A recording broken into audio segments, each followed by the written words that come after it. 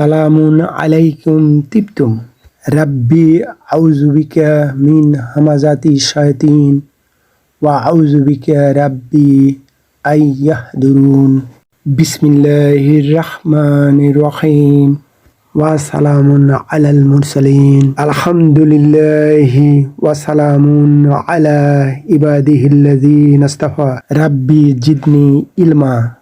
প্রিয় মুহতারাম, আপনি যদি আল কোরআনুল মাজিদ জীবনে একবারও বুঝে পড়তে চান তাহলে এই ক্লাস আপনারই জন্য।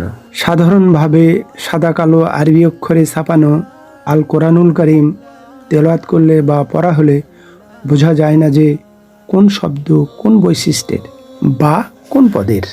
কিন্তু আমাদের ক্লাসে চেষ্টা করা হয়েছে কালার কোড দ্বারা প্রতিটি শব্দ পৃথক করা এবং একটি শব্দের মধ্যে লুকিয়ে থাকা অন্য শব্দকে বের করা পাঠক বৃন্দের বোঝার সুবিধার স্বার্থে।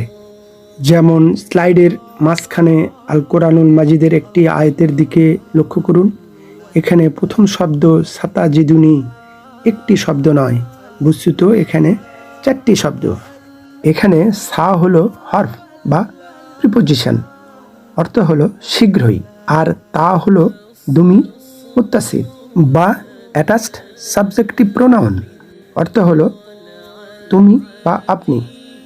তারপরের শব্দ জিদু হলো ফেল বা ভার্ব, অর্থ হলো পায় বা পাবে, এবং নি হলো দুমির মুত্তাসিল মানসুব বা অ্যাটাচড অবজেক্টিভ প্রোনাউন, অর্থ হলো আমাকে। এইভাবেই আমাদের এই চ্যানেলে প্রতি আয়াতের প্রতিটি শব্দকে কালার কোড দ্বারা আলাদা করে উপস্থাপন করা হবে দর্শক বৃন্দের বোঝার সুবিধার জন্য।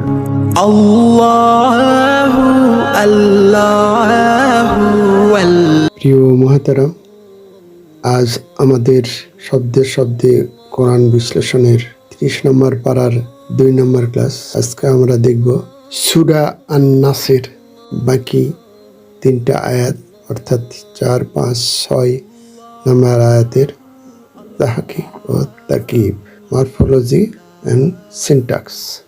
প্রথমেই আমরা দেখিনি আজকের আলোচনার প্রথম আয়াত, অর্থাৎ 4 নম্বর আয়াতের আরবি অংশটুকু, মিন শাররিল ওয়াসওয়াসিল খান্নাস, এবং সাথে সাথে আমরা দেখিনি এই আয়াতের বা 4 নম্বর আয়াতের বাংলা অনুবাদ। যে নিজেকে লুকিয়ে রেখে বারবার এসে কুমন্ত্রণা দেয় তার অনিষ্ট হতে। এই আয়াতের প্রথম শব্দ মিন। আমরা ইতিমধ্যে জেনেছি মিন হলো হরফ জার, যা পরের ইসমকে জের নিতে বাধ্য করে, মাজরুর করে। পরের শব্দ শাররি, অনিষ্টের। অবশ্যই এটি একটি ইসম, কিন্তু সেটা ইসমু তাবদিল, অর্থাৎ সুপারলেটিভ ডিগ্রির অবস্থানে আছে। আল্লাহু আকবার, আকবারও যেরকম সুপারলেটিভ ডিগ্রি, এটিও সেরকম সুপারলেটিভ ডিগ্রি, কিন্তু প্যাটার্নে ভিন্নতা থাকলেও আসল প্যাটার্ন, তাবদিলের প্যাটার্ন গোপনভাবে আছে। শাররুনের বিপরীত খায়রুন, খায়রুনও সুপারলেটিভ ডিগ্রি। শাররি মাজরুর অবস্থায় আছে মিন হরফ জারের কারণে, সাথে সাথে এটা মুদাফ, অধিকৃত। তাহলে স্বাভাবিকভাবে তারপরেই এসে যায় মুদাফ ইলাইহি, অধিকারী, আর অধিকারী হলো আল ওয়াসওয়াসি। স্বাভাবিকভাবেই পরের শব্দই আল ওয়াসওয়াসি, কুমন্ত্রণাকারী, ফিসফিসকারী। এই শব্দটা 4 রুটেড ওয়াসওয়াসা ক্রিয়া থেকে উদ্ভূত। এটার মাদ্দা রুট লেটার ওয়া সিন, ওয়া সিন। এই ইসমটি মুবালাগা, তুলনাহীন আধিক্যবাচক বিশেষ্য। 4 রুটেড ক্রিয়া বা রুবাই ক্রিয়া সমগ্র কোরআনে মাত্র 9-10টি এসেছে আমার জানা মতে। হাজার হাজার ক্রিয়া, সব ক্রিয়াই ট্রাই রুটেড বা মূল 3 অক্ষরের ক্রিয়া। তাই এ ধরনের 4 অক্ষরের ক্রিয়া নিয়ে আমাদের বেশি মাথা ঘামানোর প্রয়োজন পড়বে না। মূল 4 অক্ষরের ক্রিয়া যে আল কোরআনুল কারিমে 9-10টি আছে, তা সংক্ষেপে উল্লেখ করা হলো। এখন আমরা ছোট চার্টে দেখব ওয়াসাসা ক্রিয়ার কনজুগেশন এবং তা চার্টের কোন পজিশনে এটা মোবালাগা পর্যায়ে এসেছে। এটার মোদারি রূপ ইউ ওয়াস ওইসু, এটার আমর ওয়াস ওইস। তারপর আমরা এক পর্যায়ে পাব মোবালাগা ওয়াস ওয়াসুন, অর্থের মধ্যে ইন্টেন্সিটি আসবে। অত্যন্ত কুমন্ত্রণাকারী, কুমন্ত্রণা দিতেই থাকবে দিতেই থাকবে দিতেই থাকবে, আজীবন ধরে দিবে। অনুবাদে এত কিছু থাকে না, এটা একমাত্র অনুভবেই বুঝতে হবে যেহেতু শব্দটি মোবালাগা, তাই অর্থের মধ্যে তীক্ষ্ণতা প্রবলতা প্রকাশ পাবে। পরের শব্দটি আল খান্নাসি, যে বারে বারে ফিরে আসে। এই শব্দটিও মোবালাগা। এটি খানাসা ইয়াক নুসু ক্রিয়া থেকে এসেছে, অর্থাৎ নাসারা ইয়ানসুরু প্যাটার্নের ক্রিয়া। আমরা স্মল কনজুগেশনে দেখি টেবিলের কোন পর্যায়ে মোবালাগা হয়েছে। খানাসা ইয়াক নুসু উখনুস লা তাকনুস। এইভাবে প্রতিটি কনজুগেশন করার পরে আমরা 13 নম্বর ঘরে পাবো খান্নাসুন। এটা ডেফিনেট আর্টিকেল করলেই হবে আল খান্নাসুন, যে বারে বারে বারে বারে ফিরে আসে। এটা ইসমু ফাইল খানিসুন, যে ফিরে আসে সে হয়তো একবার ফিরে আসে। এটাই হলো মোবালাগা এবং ইসমু ফাইলের মধ্যে পার্থক্য।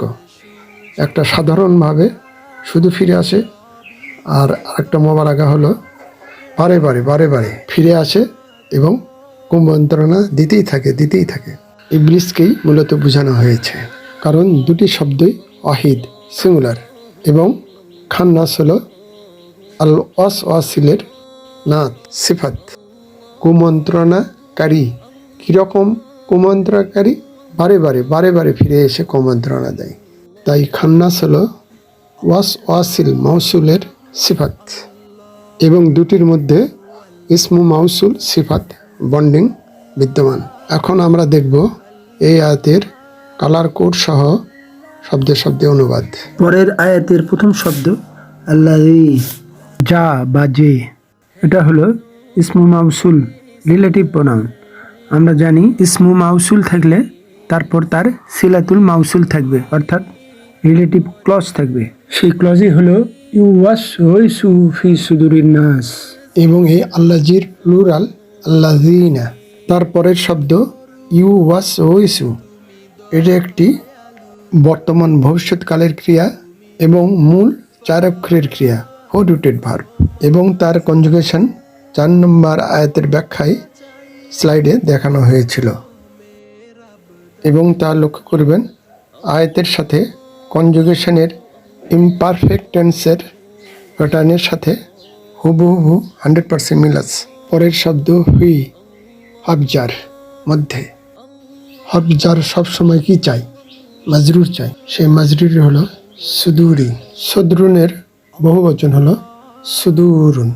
Jammu তাকসির, broken plural, অন্তরসমূহ। এই সদরুন বা সুদুরুন নিয়ে অনেক মানুষের মধ্যে একটি ভুল ধারণা আছে। তা হলো সদরকে তারা মনে করে বুকের মধ্যে হৃৎপিণ্ড। আসলে কি তাই? আমরা অনেকেই বলি সদর দপ্তর, হেড অফিস, সদরঘাট, কেন্দ্রীয় ঘাট। আমাদের অর্থাৎ মানুষের হেড অফিস মাথার মধ্যে, ব্রেনে, মস্তিষ্কে। তাই এখানের সুদূর অর্থ মানুষের ব্রেনকেই বোঝানো হয়েছে, এবং এটি আন্নাসের মুদাফ অধিকৃত। মুদাফ সবসময় চাই মুদাফ ইলাহি, অধিকারী, তাই তার পরেই আছে মুদাফ ইলাহি আন্নাসি, মানুষের। এখন আমরা দেখি শব্দের শব্দে অনুবাদ, কালার কোড সহ এবং গ্রামাটিক্যালি লেবেলিং।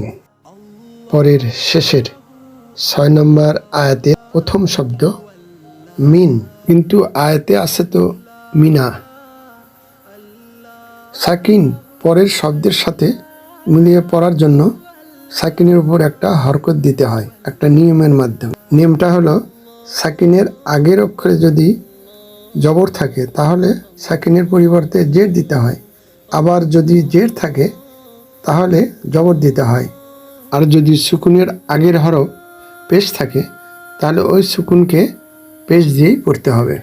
আর যদি কোনো ক্রিয়ার হরফ সুকুন থাকে এবং তা মিলিয়ে পড়তে হলে সেই সুকুনে সবসময় জের দিয়েই পড়তে হবে। আমাদের এখনকার আলোচ্য আয়াতে মিন হলো হরফ জার, তাই নুনের উপর সুকুন আছে এবং তার আগে জের আছে, তাই নুনকে জবর দিয়ে পড়তে হবে। জের থাকলে জবর দিয়ে পড়তে হয়, তাই পরের শব্দটি হয়েছে মিনাল জিন্নাতি। হরফ জার মিনের কারণে আল জিন্নাতি হয়েছে। পরের শব্দ ওয়া হরফ আতফিন, সংযোগকারী অব্যয় কনজাংশন, এবং তার পরের শব্দ আন্নাসি, মানুষের। এই শব্দটিও মিনের কারণে জের হয়েছে। হরফ জার মিনের প্রভাব দ্বিতীয় শব্দ আন্নাসির উপরেও পড়েছে, তাই আন্নাসি হয়েছে। জিন ও মানুষের মধ্যে হতেও আমি আশ্রয় চাই বা আউজু সব আয়াতের পূর্বেই আসবে, কমন, এটা কমন। অ্যালজাবরা বা বীজগণিতে আমরা যেমন কমন ধরি কোনো কিছুকে, ঠিক সেই রকম আউজু সব আয়াতের পূর্বেই কমন হিসেবে আসবে। যা বাকি আয়াতগুলোতে সাইলেন্ট আছে, গোপন আছে, উজ্জ্ব আছে।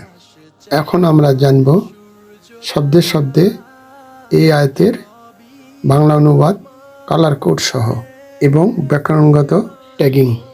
তাহলে শেষ পর্যন্ত আমরা এখান থেকে একটি তথ্য পাচ্ছি, তা হলো কুলকে আমরা যদি প্রশ্ন করি কি দিয়ে, তাহলে আমরা যেটা পাবো সেটাই হলো মাফউলুন বিহি। কি বলো, আল্লাহ সুবহানাহু ওয়া তাআলা তাঁর রসুলকে বলছেন বলো।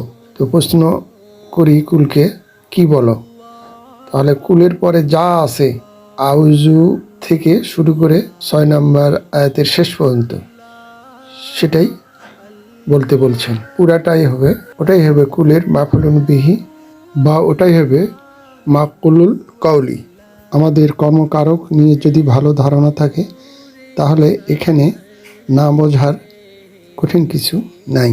প্রিয় মুহতারাম, আজ এই পর্যন্তই। অমা তৌফিকি ইল্লা বিল্লাহ, আলাইহি তাওয়াক্কালতু ওয়া ইলাইহি উনীব। এই চ্যানেলটি ভালো লাগলে প্লিজ একটি লাইক দিন, সাবস্ক্রাইব আইকনটিতে প্রেস করুন, পাশের অল আইকনটিতে ক্লিক করুন। মাশা আল্লাহ, লা কুওয়াতা ইল্লা বিল্লাহ।